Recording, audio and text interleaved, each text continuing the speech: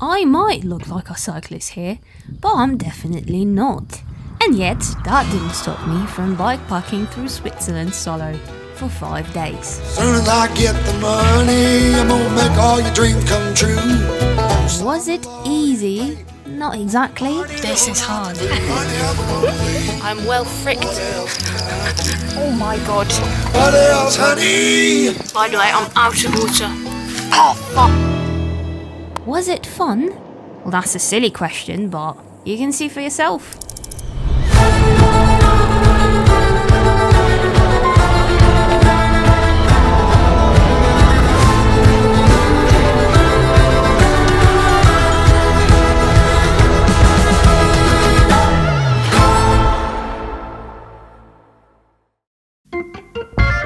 For the longest time, I thought I needed the best gear, lots of experience, and the mythical feeling of being ready before I set off on any kind of adventure. Somehow through social media, I convinced myself that everything has to be optimized and I am simply not enough of a cyclist to bikepack.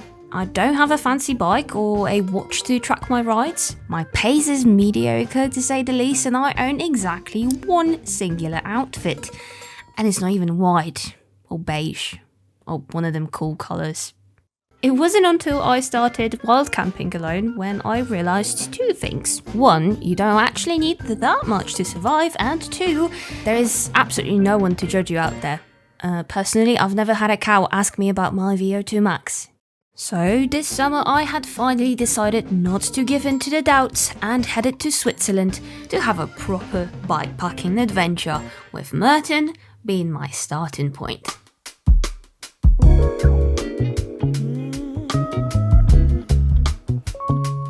I only explored the town briefly since there was a mountain of admin waiting for me at a hotel. Unfortunately, cycling comes with a lot of maintenance. Thankfully, BMC was kind enough to lend me a bike in Switzerland, so I didn't have to worry about the transport logistics. Look at this beauty. Oh my god. This is the fanciest bike I've ever had. I mean, it's not mine, but you get the point. So after picking up my bike, I had to make sure everything was ready for tomorrow. I adjusted my saddle and mounted all my accessories. Then at this exact moment, I realised my saddlebag didn't have enough clearance from the rear tyre and would most likely rob if the ride gets shaky. Brilliant. So I loaded it with the lightest stuff I had and prayed to whatever I could that it wouldn't rob. The next morning, it was time to go. And let's go. I am a little bit stressed. My laundry, flipping hell. The ride to Estavayer-le-Lac was stunning. It began with a half loop around Lake Merton with a path overlooking the vineyards where I had my first proper climb of the trip. Okay, I'm on my lowest gear. This is hard. Just a little bit more. Oh my ass. Jesus.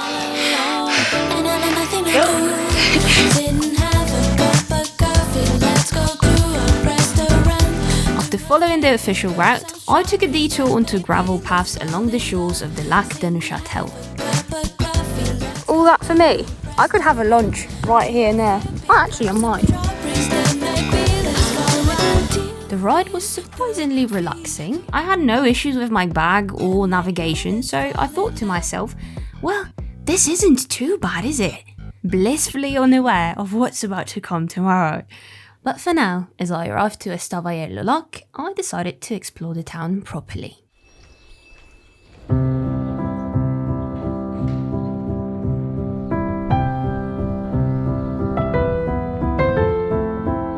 My first stop was Château de Chenat, which seemed to be visible from almost every corner of the town. I expected the castle to be packed with people, but surprisingly, it was almost empty. For a brief moment, I felt like a princess enjoying an evening stroll around her castle. The views from the fortifications were absolutely stunning too and helped me decide where to explore next. The shores of the Lake Neuchâtel made me feel a similar sense of serenity I had experienced yesterday in Merton. Boats slowly disappearing over the horizon, swans drifting across the water, and the only sound I could hear was the gentle lapping of the lake against the shore. I was glad I decided not to push the mileage and have enough time to actually walk around the places I visit. I walked back to my hotel with a massive grin on my face, excited to see the mountains tomorrow.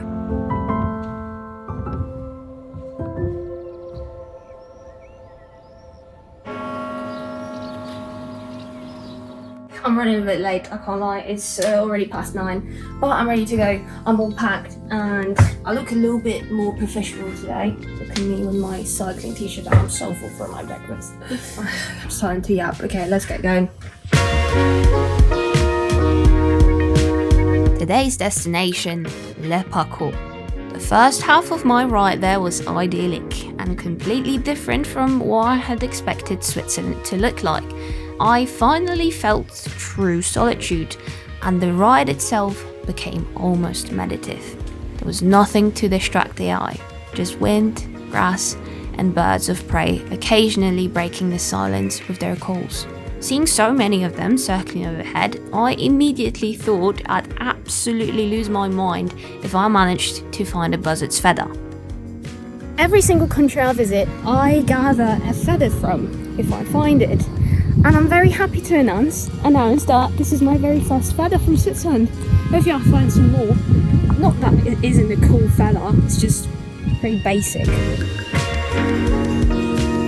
And after reaching Hormont, I got my first proper view of the Fribourg pre-Alps slowly emerging on the horizon. From there, things took quite a turn. Because my navigation app decided to betray me, I got lost twice. Yeah. The amount of times Kamut guided me today to some random forest paths is actually astonishing, and I'm getting really close to my goal. I just keep running and keep getting lost. This is the most random route I've ever been on. What is this? There's not even a path. Oh no, I have to go up there. Oh no. According to Kamut, this is fine to cycle and there is a path. At that point, I had already passed 2 cow gates, and with a loaded bike, it was not an easy task, okay? And then I got electrocuted by a fence. Oh, no. I do not know what's going on. What is going on, mate? Oh my god, there's another one. I thought to myself, if I have to cross another one of them gates, I am going to flip out. You know when you're just in such a shit situation, you just can't help but laugh. Hello, curious cows. Oh my god, I need to cross to them. Mate, I'm afraid of cows. Help me. It's closed. Not only there was another gate, it was also closed, so I had to go all the way down the hill I just climbed. I'm actually going to lose it. I can't lie, I'm actually going to lose it. Fence is closed. The funky fence is literally board and board closed. The other fence is wire fence and doesn't have just one wire, it's got 4 wires. I'm well fricked.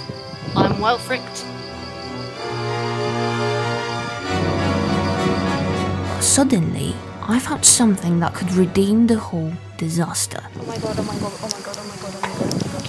my god, okay. Oh my god.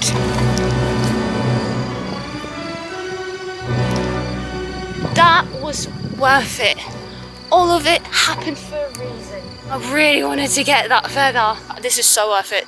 Never mind, Kamut. Honestly, it's fine. Don't care.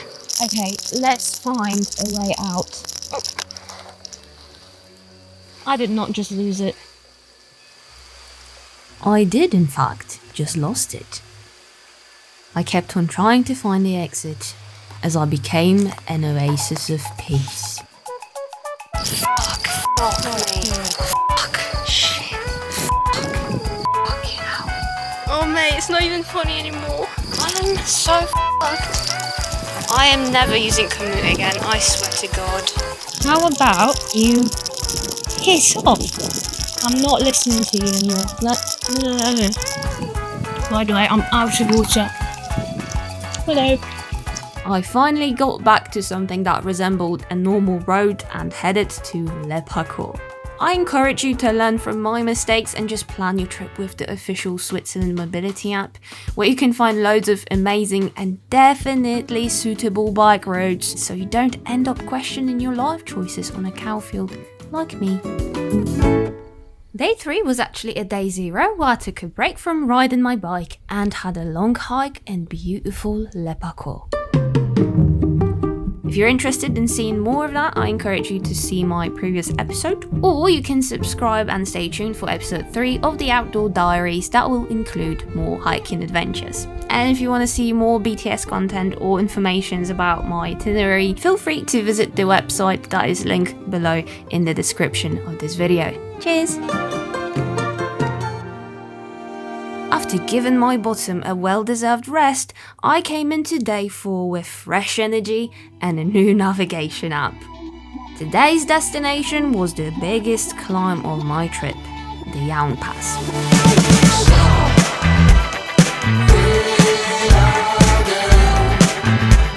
I passed a few cute towns and the views went from nice to absolutely stunning. I was definitely enjoying the ride a lot that day. I felt like thanks to the bike I was discovering Switzerland in a way most people don't see. Instead of driving from one popular spot to another, I could see how the landscape slowly changes from looking like it's the south of France to suddenly revealing the dramatic peaks of the Pre-Alps. I could notice where people would speak more German or more French. I would see all the little villages and the coolest towns or spots that people normally skip.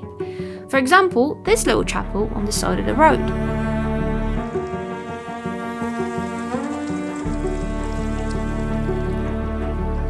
I could not believe how much variety I experienced in just one country, having travelled only 100 kilometers to the south in just the region of Fribourg.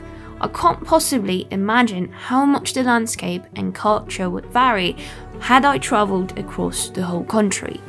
The wind was picking up and the clouds didn't look very promising, so I rushed the remaining kilometers. The wind is picking up now, and it started raining a little bit, so...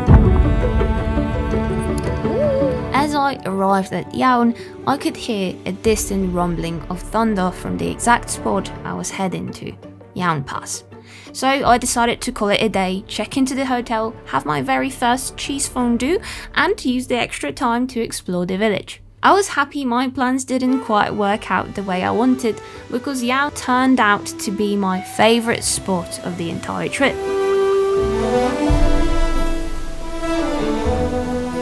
The village had amazing energy and was filled with a constant hum of the waterfall. Unfortunately, the night was approaching, so I had to get back to my hotel to do my daily admin and somehow still get enough sleep to start the day early. I'm running late again and I feel like I want to have a nap. I'm so tired. I had some unfinished business and I was determined to climb the Jaun Pass. It's about 500 meters of elevation in just 6 kilometers. With the amount of weight I was carrying, it was, well, challenging.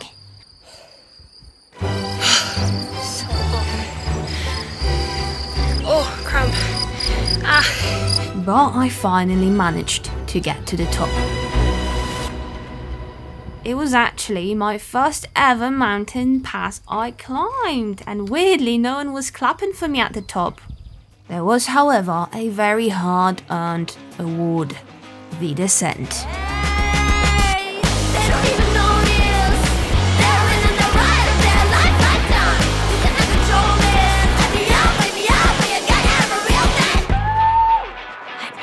Now I had to be back in Fribourg to drop off my bike.